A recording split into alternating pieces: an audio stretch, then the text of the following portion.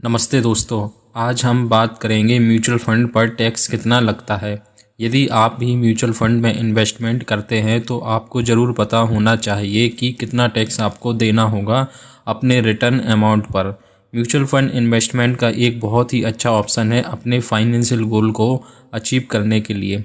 Mostly जब आप high income tax bracket में आते हैं तब यह काफ़ी अच्छा ऑप्शन बन जाता है, क्योंकि फ़िक्स डिपॉजिट में इन्वेस्ट करना और उस पर जो ब्याज मिलता है वह भी टैक्सेबल इनकम में ऐड हो जाता है और टैक्स स्लैब के हिसाब से ही आपको उस पर भी टैक्स देना होता है।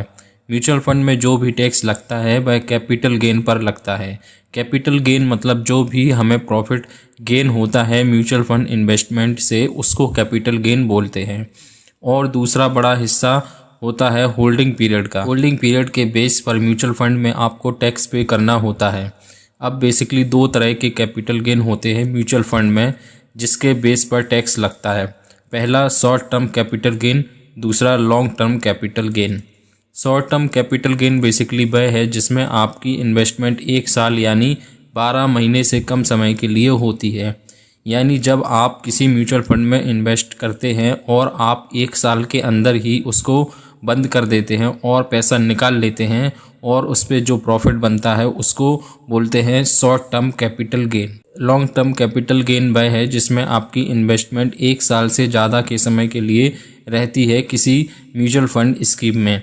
यानी जब आप किसी म्यूचुअल फंड में 1 साल से अधिक समय के लिए इन्वेस्टेड रहते हैं और 1 साल के बाद पैसा निकालते हैं तो उस पर जो प्रॉफिट होता है उसको बोलते हैं लॉन्ग टर्म कैपिटल गेन। अब यदि आप म्यूचुअल फंड स्कीम्स के बारे में जानकारी रखते हैं तो यह बेसिकली 3 टाइप्स की होती है। इक्विटी म्यूचुअल फंड यानी ऐसे फंड जिनमें जो भी इन्वेस्टमेंट होता है वह 65% से अधिक इक्विटी शेयर्स में होता है कंपनीज के। डेब्ट म्यूचुअल फंड वह फंड जिनमें 65% इन्वेस्टमेंट डेब्ट इंस्ट्रूमेंट में होता है, जैसे गवर्नमेंट सिक्योरिटी, ट्रेजरी बिल, और इक्विटी में 35% से अधिक एक्सपोजर नहीं होता। हाइब्रिड म्यूचुअल फंड या बैलेंस फंड, इसमें डिपेंड करता है कि कितना एक्सपोजर है इक्विटी का और कितना डेब्ट फंड का पर्टिकुलर पोर्टफोलियो। पहले बात करते हैं कि कितना टैक्स लगता है इक्विटी म्यूचुअल फंड स्कीम्स में। जैसा कि हमने देखा कि इक्विटी म्यूचुअल फंड में 65% से अधिक एक्सपोजर कंपनीज के इक्विटी शेयर्स में होता है। तो यदि आप 1 साल से कम समय में इक्विटी फंड से पैसा निकाल लेते हैं तो वह शॉर्ट टर्म कैपिटल गेन में आएगा और शॉर्ट टर्म कैपिटल गेन पर फ्लैट 15% टैक्स लगता है, चाहे आप किसी भी टैक्स ब्रैकेट में आते हों।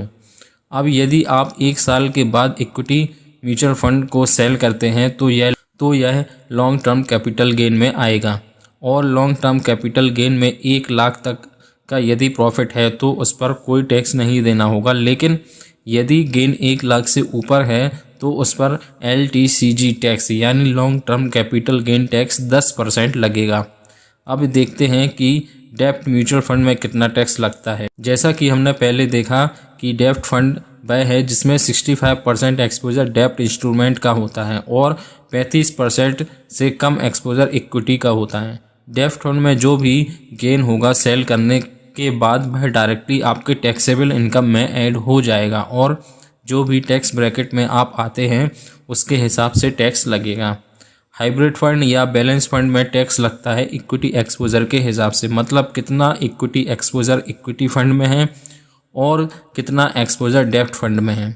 यदि इक्विटी एक्सपोजर 65% से अधिक है तो वह इक्विटी म्यूचुअल फंड स्कीम में आएगा और टैक्स भी उसी बेस पर लगेगा जैसा हमने इक्विटी फंड के लिए डिस्कस किया था। और यदि इक्विटी एक्सपोजर 35% से कम है तो वह डेब्ट म्यूचुअल फंड की कैटेगरी में आएगा और टैक्स भी डेब्ट फंड के हिसाब से ही लगेगा।